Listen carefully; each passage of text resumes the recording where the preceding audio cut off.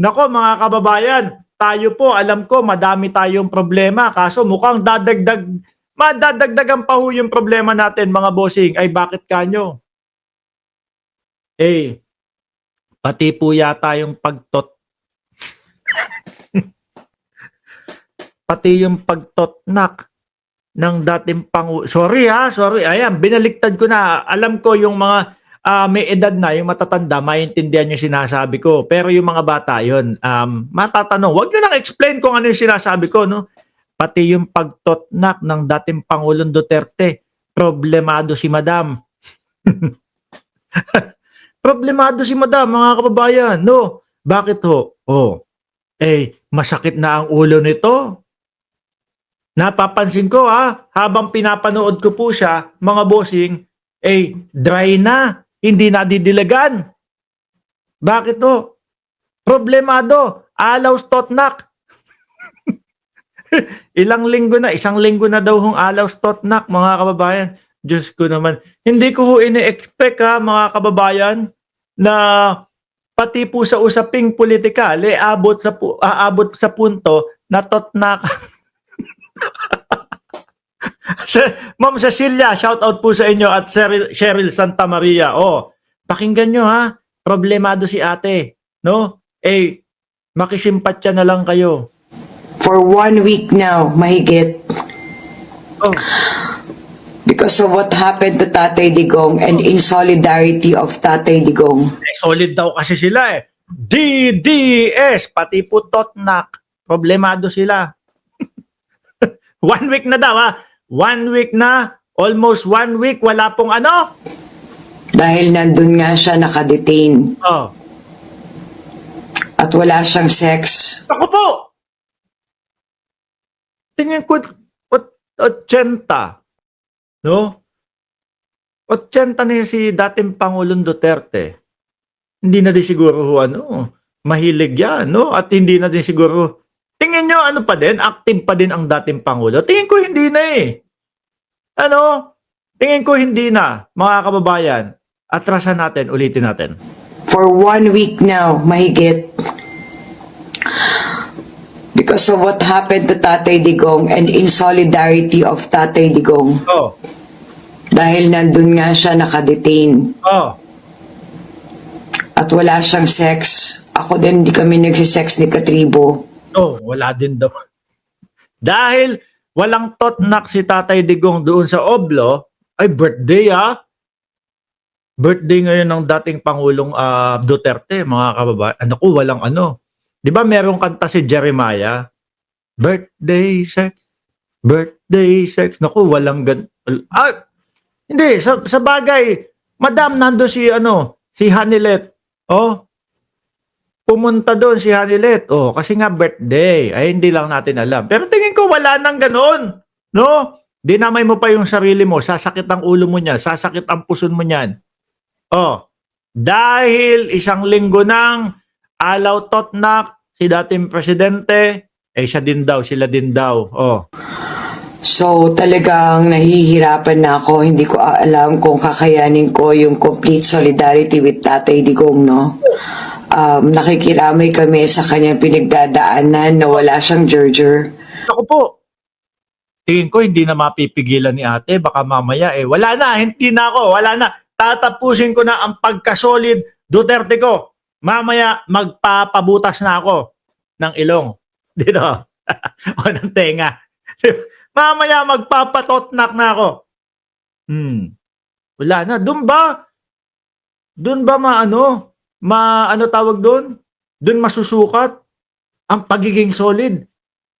Lahat kung ano yung hindi na nagagawa ng dating Pangulong Duterte, kailangan hindi din natin gawin. Oh, kahit sumakit pa ang ulo natin. Alaw stotnak. Ano ba yan, ate? Hindi ko talaga ini-expect na aabot sa punto usaping politikal, aabot sa puntong totnak.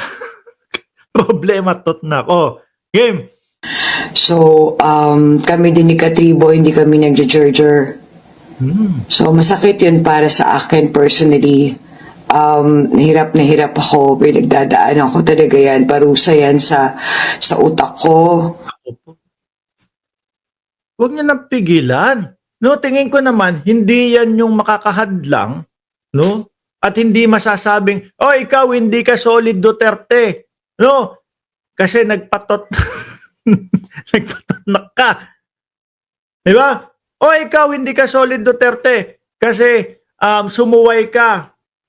Si Tatay Digong walang totnak. Tapos ikaw totnak ka." Kung si Bato nga di ho ba mga kababayan, si Tobats, nagdurusa ang dating Pangulong Duterte doon na laging sinasabi ni Tobats, sasamahan ko yan hanggang huli. Si Bato nagleletsyon-letsyon pa.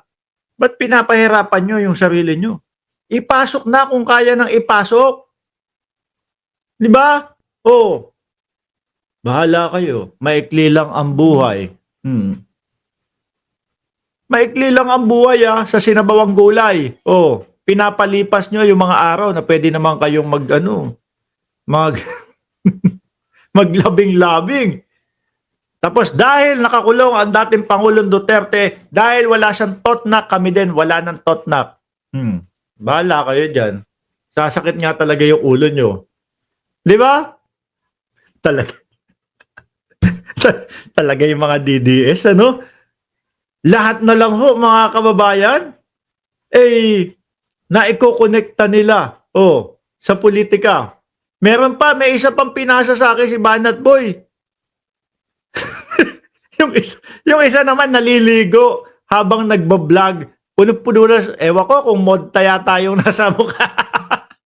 wag na yun. No? Naliligo, nakaganon. Pinakulong nyo yung pinakulong nyo si Tatay Digong, no? Yung mukha puno-puno ng kulay puti sa mukha. Siguro, sabon siguro yon. Hindi naman mod tax. Diyos ko po, Lord. Mga DDS, na? Tuloy nga, sige nga ate, patulan pa namin. Sa lahat, sa libog ko, wala akong, hindi ako masyadong panatag, hindi ako makatulog na maayos. Ipasok na kasi ang dapat ipasok. No? Huwag nang pigilin. Kahit na mag-totnak kayo, ate, pa din naman, hindi pa din lalaya ang dating Pangulong Duterte. Di ba, Ma'am Trexie Villa? Sabi ni Pultork, live po ba ito? Na-late ako ng 9 minutes. Kahit sabi ko sa iyo ate, kahit ipasok niya minuto, hindi pa din nandun pa din ang dating Pangulong Duterte. Gayahin niyo si Bato, masaya. Nagdiriwang, may paletsyon pa. 'Di ba? Sabi ko nga parang araw-araw kay Bato de la Rosa masaya. Una, lechon baboy isang buo, gaganon-ganon si Bato. Hindi niya sinasabi yung mikmadi. Hindi niya sinasabi yung fake news. Diba? Tapos kinabukasan nakita ko naman native na manok ang iniihaw naman ni Bato de la Rosa. Diba? Tapos kayo sasabi hindi po kami nakakapag totnak dahil kay dating Pangulong Duterte. Paano yan? 8 taon do sa loob ang dating Pangulong Duterte. Dahil sabi po ni Attorney Cristina Conti, ganun ang itatagal nung hearing. Paano yun, ate? 8 taon din walang totnak. Baka sago na yan. baka buo-buo ng sago at buo-buo ng gulaman yan. Di ba? Kayo lahat pinapa-apekto yun. Hindi, walang totnak si dating Pangulong Duterte doon sa loob. Ako din, walang totnak. Di ba? Ano yung mga pumasok sa isip ninyo? At ito yung mga pinaggagawa nyo sa buhay nyo. Game! So, wala akong kantot. So, medyo talagang... hindi ko alam Sorry. Kaya ako binabaliktad, mga kababayan, para hindi maintindihan ng mga bata. Kaya ako binaliktad. Yung pala, ganun din pala, sasabihin din pala. Puta, gusto mga DDS talaga. Wala pa naman akong dito, wala akong pinipindot na pam-mute. Sabi ni Ma'am Aba, anyayari dito anong sago-sago? Ay Ma'am Aba, problemado si ate, no? problemado si ate na mukhang dadagdag pa sa ating iniisip si ate. Di ba? JM third degree? Oh, Dahil mahirap eh. Mahirap namin kami mag-concentrate ni Katribo oh. na Ano yun, habang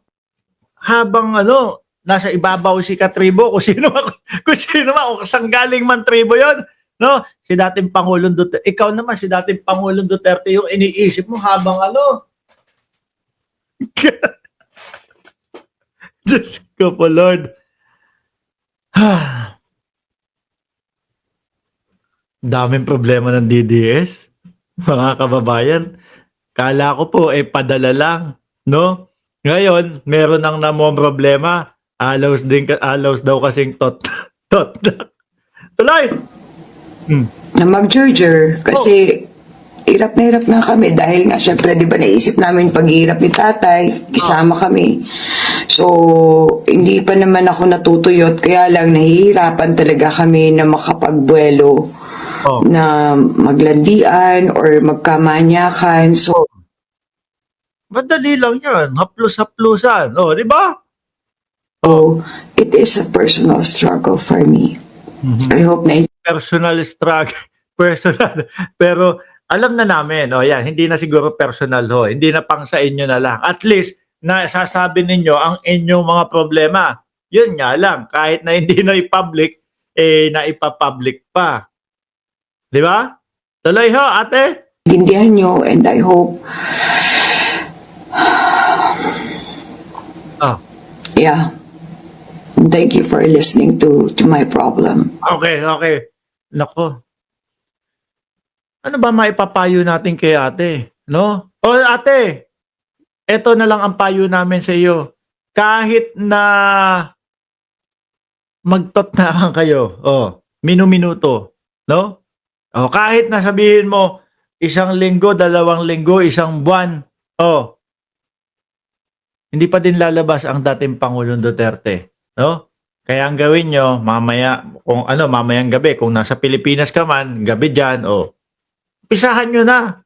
Huwag nyong sayangin ang pagkakataon, no? At nako naman ate, kung mangyari yon, huwag mo nang sabihin sa amin, okay na yun. No, kapag ka nakita namin, nagbablog ka kinabukasan, na blooming ka na, no, mamasa-masa yung mukha mo, ganyan, di ba? Bloom na.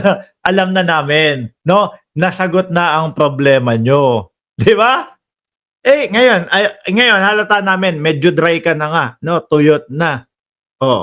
Pagka yung nag-iba na yung mukha mo kinabukasan, alam namin, nadiligan na. Di ba? Sa lahat, sa libog ko, wala akong, hindi ako masyadong panatag, hindi ako makatulog ng maayos. So, wala akong kantot. So, Tigil na natin to. No? Si ate, hindi talagang pinipilit ko mga kababayan na wag mabanggit ng yung Tagalog nun. Wala. Si ate, walang filter. Ihinto na natin to.